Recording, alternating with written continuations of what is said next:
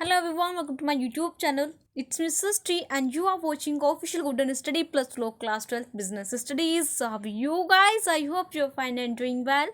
So last part के अंदर हमने कंट्रोलिंग चैप्टर का जो पार्ट सेकंड था उसको कंप्लीट करा था, जिसके अंदर हमने देखा था कि क्या रिलेशनशिप होते हैं हमारे प्लानिंग और कंट्रोलिंग के बीच में। और आज का जो पार्ट नंबर 3 है, इसके अंदर आज हम ये देखेंगे कि जो प्रोसेस कि हमारा जो प्रोसेस है, लास्ट पार्ट है हमारा कंट्रोलिंग का। इसके बाद हमारा जो यूनिट फर्स्ट है वो कंप्लीट हो जाएगी। ठीक है, तो प्रोसेस ऑफ कंट्रोलिंग क्या होता है उसको देखेंगे। और देन फिर से बता दूं कि ये जो चैप्टर है या ये जो पार्ट है किस किस बच्चों के लिए, किन किन स्टूडेंट्स के लिए बेनिफिशियल है। क्लास 12 के स्टूडेंट्स के साथ साथ बीबीए और बीसीए के जितने भी स्टूडेंट्स हैं उन सभी के लिए पार्ट से चैनल ये वीडियो बहुत ज़्यादा इंपॉर्टेंट है। तो इसलिए क्या करना है, आपको चैनल को सब्सक्राइब करना है, देन वीडियो को लाइक करना है, कमेंट करना है और ज़्यादा से ज़्यादा क्या करना है, आपको इसको शेयर करना है। तो चलिए स्टार्ट करते हैं, देखते हैं कि क्या प्रोसेस होता है हमारी कंट्रोलिंग का। तो मैं पिछली कई वीडियो में आपको बता चुकी हूँ कि जो प्रोसेस होता है, प्रोसेस आपको स्टेप बाय स्टेप क्या करना होता है, फॉलो करना होता है। आप अपनी मर्जी से किसी भी स्टेप को ऊपर नीचे नहीं कर सकते। तो इसलिए कंट्रोलिंग के जितने भी स्टेप्स हैं आपको क्या करना है, उनको स्टेप बाय स्टेप क्या करना है, आपको फॉलो करना है। ठीक है, तो देखते हैं कि कंट्रोलिंग के हमारे कितने फंक्शन, क्या स्टेप्स होते हैं, किस तरीके से होते हैं। तो चलिए स्टार्ट करते हैं। तो इसका जो फर्स्ट स्टेप है, ठीक है, जो फर्स्ट प्रोसेस है हमारा कंट्रोलिंग का, वो है सेटिंग अप ऑफ टारगेट। तो सबसे पहले हम क्या करते हैं, टारगेट को सेट करते हैं।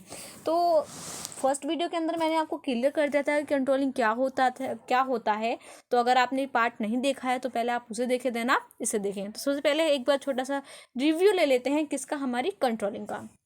तो कंट्रोलिंग के अंदर क्या होता है, कंट्रोलिंग के अंदर हम चेक करते हैं अपनी परफॉर्मेंस को, कंट्रोल करते हैं डेविएशंस को। तो इसके अंदर क्या करते हैं, हम अपने एक्चुअल परफॉर्मेंस को चेक करते हैं या फिर मेज़र करते हैं किसके साथ, अपनी प्लान परफॉर्मेंस के साथ।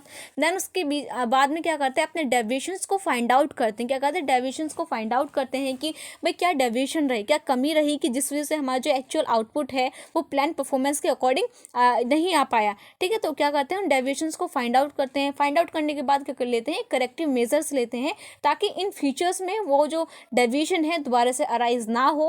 और इन फ्यूचर हमारी जो एक्चुअल परफॉर्मेंस है वो किसके इक्वल हो, हमारी प्लान परफॉर्मेंस के इक्वल हो।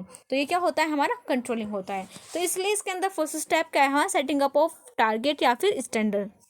तो कंट्रोलिंग के सबसे पहले प्रोसेस में हम क्या करते हैं, अपने ओवरऑल ऑर्गेनाइजेशंस के जो टारगेट है उसको क्या करते हैं, हम सेट करते हैं। ठीक है, सेट करते हैं, ये देखते हैं कि इन फ्यूचर्स में हमें क्या अपने क्या अचीव करना है, क्या हमारा टारगेट रहेगा। ठीक है, जिसको अचीव करने के लिए हमें कितने यानी रिसोर्सेज की ज़रूरत पड़ेगी या फिर किस किस चीज़ की हमें क्या होगी, नीड होगी। तो पहला स्टेप क्या है इसका, हमारा सेटिंग अप ऑफ टारगेट, यानी कि standard means target on the yard stick against which the actual performance is measured.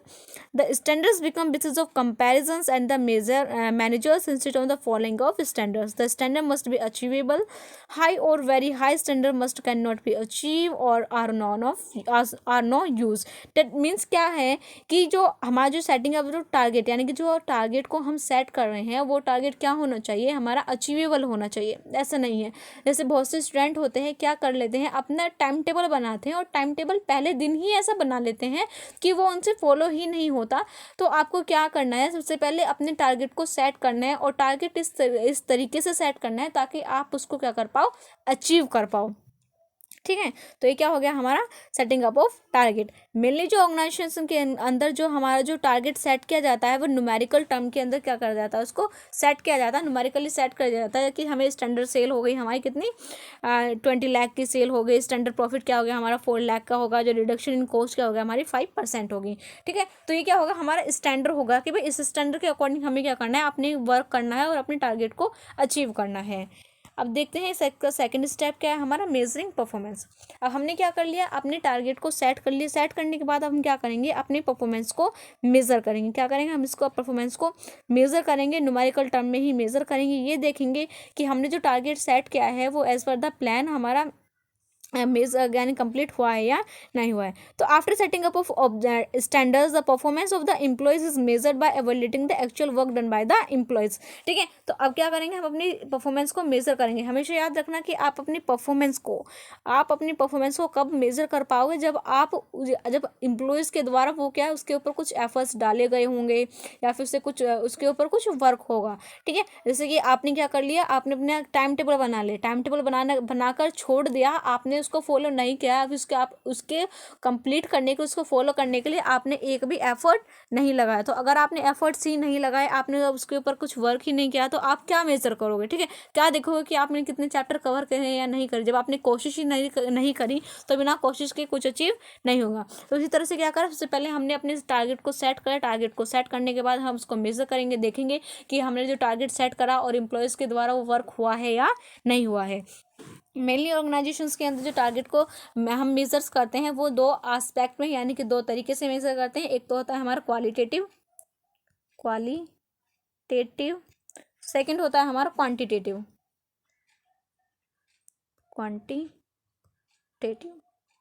ठीक है, तो क्वालिटेटिव और क्वांटिटेटिव बहुत ज़्यादा, दोनों ही जो चीज़ें हैं बहुत ज़्यादा इंपॉर्टेंट है। क्वालिटेटिव क्या होता है कि क्वांटिटी को मेज़र करना कि भाई हमने जिस तरह की क्वांटिटी क्या है।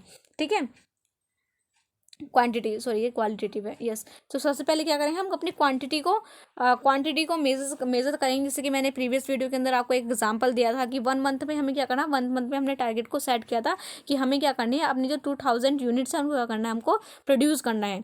ठीक है, और हमने कितनी प्रोड्यूस करी, अपनी 1 महीने में कितनी, हमने 1000 यूनिट को क्या करा, हमने प्रोड्यूस करा। तो यहाँ पे क्या देखें, हमने क्वांटिटी देखेंगे, क्या करेंगे, हमने क्वांटिटी को मेजर करेंगे कि हमें कितनी जो यूनिट है कितनी प्रोड्यूस करनी थी और हमारी कितनी प्रोड्यूस हुई है। और क्वालिटी को क्या करना है, यानी कि स्टैंडर्ड क्वालिटी को क्या करके चलना है, यानी कि जो हमारी जो स्टैंडर्ड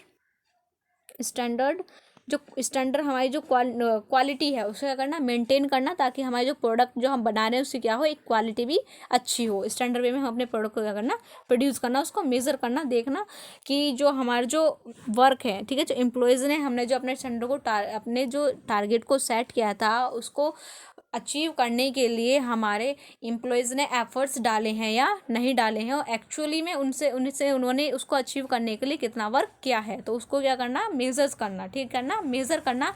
और किस टर्म में मेज़र करना, क्वांटिटेटिव और क्वालिटेटिव के टर्म में मेज़र करना। सेकंड है हमारा कंपेयर परफॉर्मेंस अगेंस्ट स्टैंडर्ड। अब इसके अंदर क्या करेंगे, हम अपनी परफॉर्मेंस को मेजर करेंगे स्टैंडर्ड के अगेंस्ट। ठीक है, तो जैसे कि मैंने बताया कि इसके अंदर क्या करते हैं, हम अपनी एक्चुअल परफॉर्मेंस को क्या करते हैं, हम कंपेयर करते हैं अपनी एक्चुअल परफॉर्मेंस को किसके साथ, अपनी प्लान परफॉर्मेंस के साथ। एक्चुअल परफॉर्मेंस को कंपेयर करते हैं प्लान परफॉर्मेंस के साथ। परफॉर्मेंस को मेजर करने के बाद क्या करते हैं, अपने डेविएशंस को क्या करते हैं, हम अपने फाइंड आउट करते हैं। क्या करते हैं, इसके अंदर अपने डेविएशंस को फाइंड आउट करते हैं। ठीक है, अब हमने क्या कर लिया, हमने स्टैंडर्ड को अपने स्टैंडर्ड यानी कि जो टारगेट है उसको क्या कर लिया, सेट करने के बाद क्या कर लिया, अपनी परफॉर्मेंस को मेजर करने के बाद थर्ड स्टेप में क्या कर लिया, हमने कंपेयर कर लिया अपनी परफॉर्मेंस को अगेंस्ट स्टैंडर्ड, कि हमारा जो स्टैंडर्ड था यानी कि मेजर करा। अब यहीं पे वो वाला एग्जाम्पल आता है कि ये वाला यहाँ पे, कि भाई हमारी जो एक्चुअल परफॉर्मेंस, आपकी जो एक्चुअल परफॉर्मेंस थी वो क्या थी, आपकी ये थी, लेकिन आपने जो टारगेट सेट किया था, ठीक है, जो आपने टारगेट सेट किया था यानी कि जो प्लान परफॉर्मेंस थी वो क्या थी आपकी, ये यहाँ पे समझ लेते हैं। चलो, एक्चुअल परफॉर्मेंस कितनी थी आपकी, 1000 यूनिट्स की थी। प्लान कितना करके चल रहे थे आप 2000 यूनिट का प्लान करके चल रहे थे। तो कंपेयर करेंगे, ये देखेंगे, तो कंपेयर करना, अब क्या करेंगे, हम इन दोनों को क्या करेंगे, आपस में कंपेयर करेंगे कि ये देखेंगे कि भाई एक्चुअल में हमारा जो आउटपुट है वो कितना है और प्लान हमने कितने का किया था। ठीक है, अब इन दोनों को कंपेयर करेंगे। कंपेयर करने के बाद हम कंपेयर कर रहे हैं, तो कंपेयर करने के बाद हमें पता चल रहा है कि जो हमारी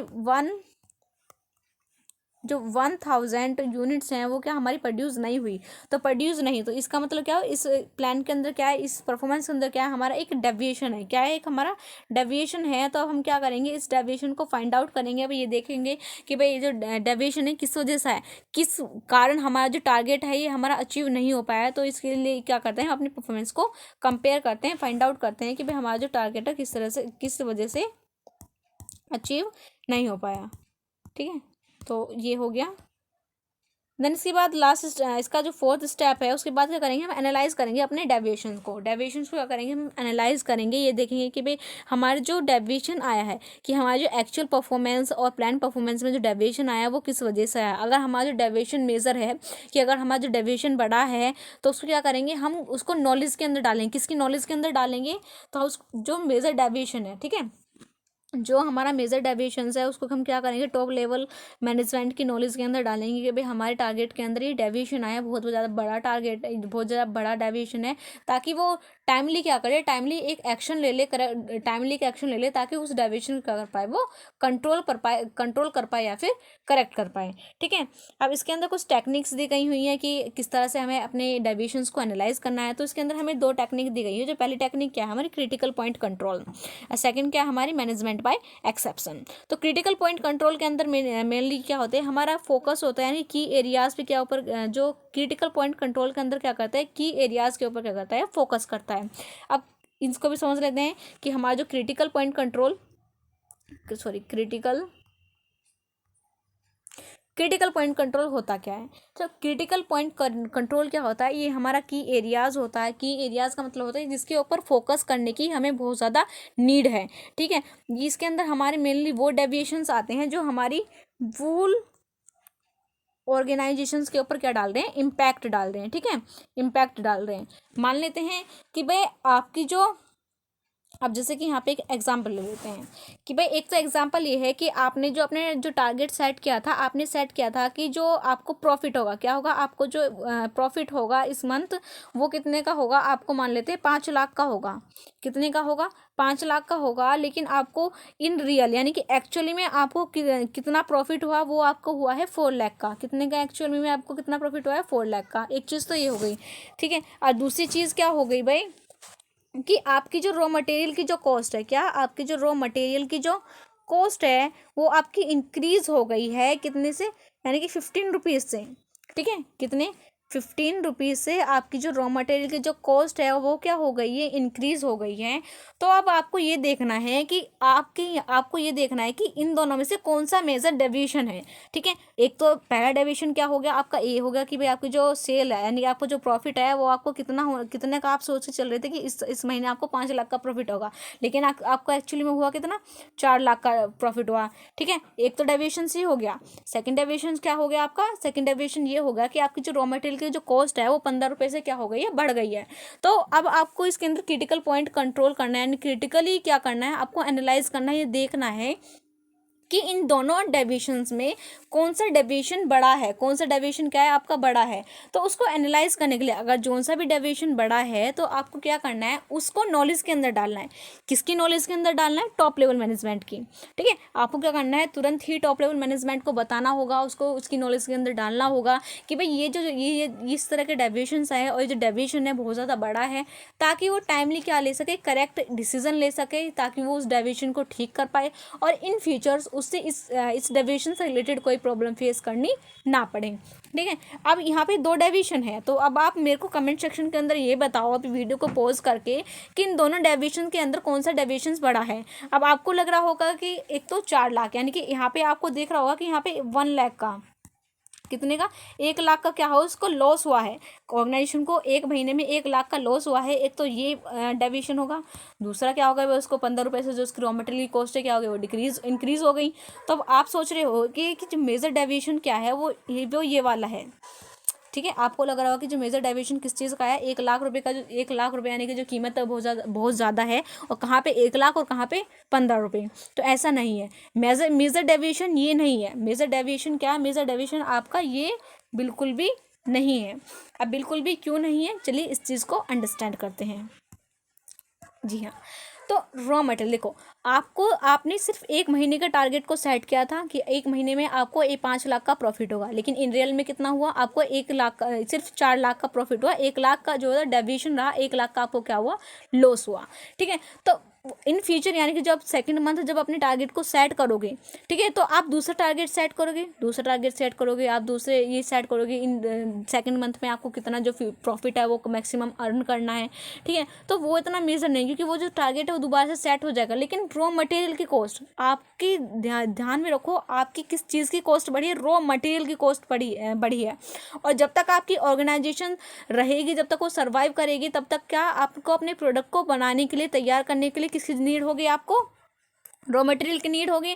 और भाई आप हर मंथ क्या करोगे, रॉ मटेरियल को परचेज करोगे, तो उसकी जो ओवरऑल कॉस्ट आएगी वो क्या आएगी, बहुत ज़्यादा हाई आएगी, ठीक है। अब अगर आपको रॉ मटेरियल यानी कि अगर आपको कच्चा माल ही महंगा मिलेगा, बहुत ज़्यादा हाई कॉस्ट में मिलेगा, ठीक है, 15 रुपये महंगा मिलेगा, तो आपकी जो ओवरऑल कॉस्ट क्या होगी, उसकी जो इम्पैक्ट किसके ऊपर पड़ेगा, आपकी ओवरऑल कॉस्ट के ऊपर ही पड़ेगा। तो उसकी वजह से आपकी जो कॉस्ट है वो क्या होगी, वो भी बहुत ज़्यादा आएगी। अगर आपकी कॉस्ट ज़्यादा आएगी तो उसका जो इम्पैक्ट किसके ऊपर पड़ेगा, आपका डायरेक्टली प्राइस के ऊपर पड़ेगा, कि आपका जो प्राइस है वो क्या आएगा, वो भी बहुत ज़्यादा हाई आएगा। जिसकी वजह से अगर प्राइस से इम्पैक्ट पड़ेगा, यानी कि तो लोग क्या करेंगे, लोग उसको क्या पता परचेज ही ना कर पाए, अफोर्ड ही ना कर पाए आपके इस प्रोडक्ट को। तो इसलिए ये क्या आपका एक मेजर डेविएशन है। तो इसको आपको क्या करना है, इसी डेविएशन को, यानी कि जो मेजर डेविएशन है जिसका इम्पैक्ट आपकी पूरी ऑर्गेनाइजेशन के ऊपर पड़ रहा है, तो वो किसके अंदर आएगा, आपको क्रिटिकल पॉइंट कंट्रोल के अंदर आएगा।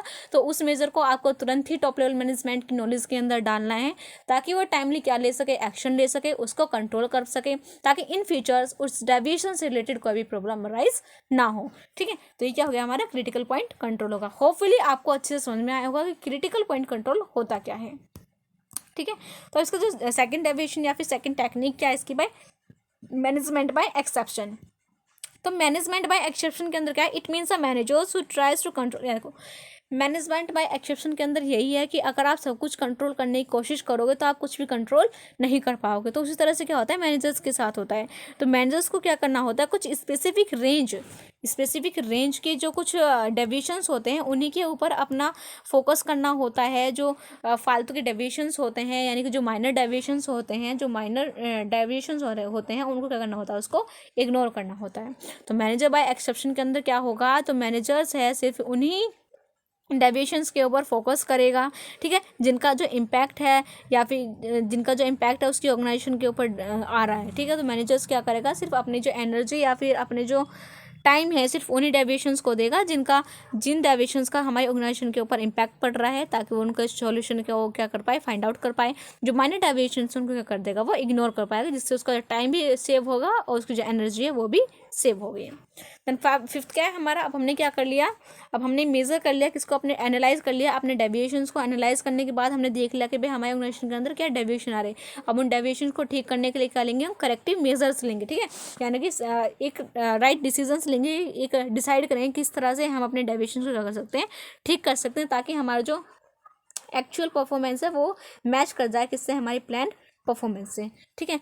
तो on comparing the actual performance with planned performance, the managers will come to know about the deviations between the plan and actual। यानी कि जो अपनी इस डेविएशन को ठीक करने के लिए हमारी ऑर्गेनाइजेशन के मैनेजर को ये पता होना चाहिए कि उसकी एक्चुअल परफॉर्मेंस क्या है, उसकी प्लान परफॉर्मेंस क्या है। The next step is to know the reason for the such deviation and trying to remove in deviations.